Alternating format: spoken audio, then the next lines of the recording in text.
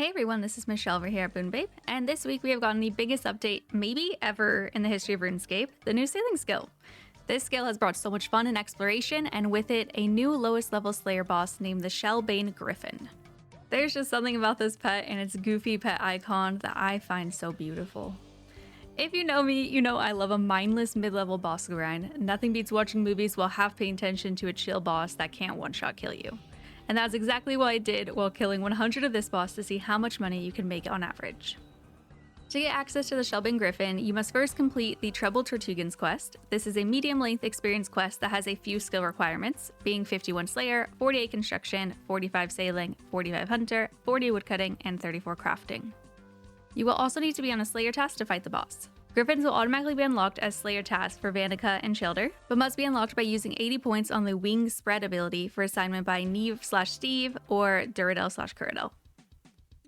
After you finish your quest and get assigned your Slayer task, this boss is super easy to get to. It's located in a dungeon on the Great Conch Island, just north of Fairy Ring CJQ, so you don't have to sail all the way over to Tortugan Island if you don't want to.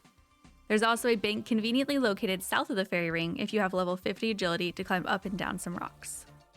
For my gear, I was wearing full bandos, Needs Not face guard, primordial boots, ferocious gloves, amulet of torture, Rada's blessing, Osmuntum's fang, Tortugan shield, steel ring, and a granite shield.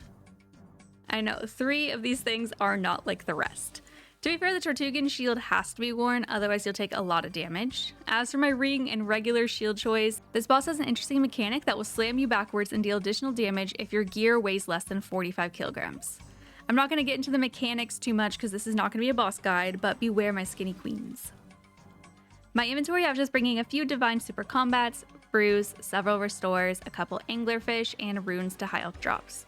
In hindsight, I'd also consider bringing an herb sack as well. I went to this boss fight mostly blind. I did look at the wiki briefly to see the specials to watch out for and find out the overhead used, but that's about it.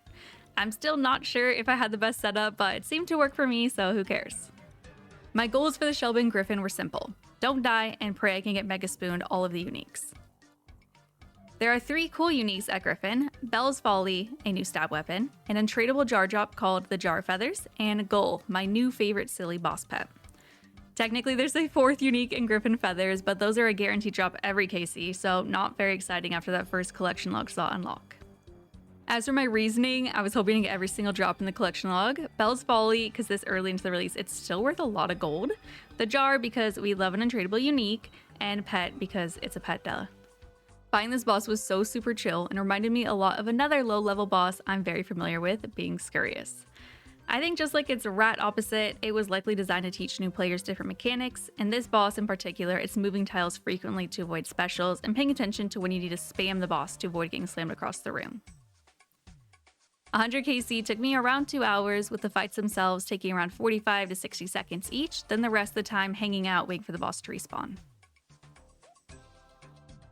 For gold, I got 1.43 mil in drops with a decent amount of high elks, some handy cannonballs for my ship, and lots of herbs and seeds. Based on my experience, depending on your gear and combat levels of course, it's not unreasonable to assume you can get around 50 KC and make upwards of 700k an hour. But bear in mind the prices of some of these items may fluctuate as we get farther away from release day and prices settle down a bit. Unfortunately, I was not Spoon the Pet or any of the other uniques, and I am so tempted to say that I'll stay here until I get the pet, but we all know how that went before. Jesus Christ. That's going to be it for this video. Let me know down in the comments if you tried the new boss and what you think of it. If you like this video, be sure to like and subscribe to the channel. You can also show some extra love by subscribing on Patreon, which will get you a cute Discord badge or even handmade origami mailed to you depending on your tier. You can catch me live on Twitch and YouTube 4 days a week at twitch.tv/Bunebape and on this channel. And every week on the OSRS podcast I co-host, also called Bunebape, which can be found here or wherever you get your podcast.